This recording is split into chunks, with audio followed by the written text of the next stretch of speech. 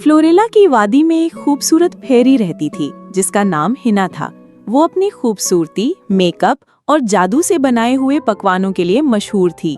वहाँ एक और फेरी थी, नरगिस, जो हिना से बहुत जलती थी। उसके जहन में सिर्फ ये ख्याल था कि कैसे वो हिना को हराकर मेले में जीत जाए।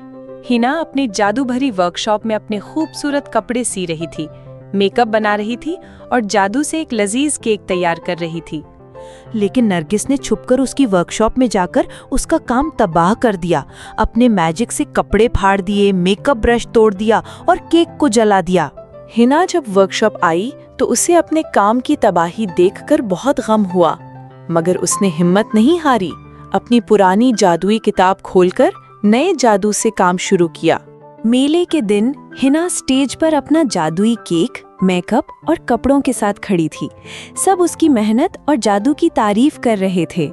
नरगिस शर्मिंदा एक तरफ खड़ी थी।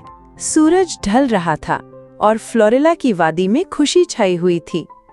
हिना अपनी जादुई केक और ब्रश के साथ मुस्कुराई।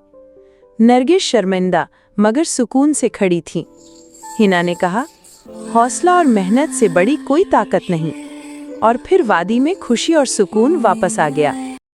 अगर आपको खूबसूरत कहानियां पसंद हैं तो सब्सक्राइब करें।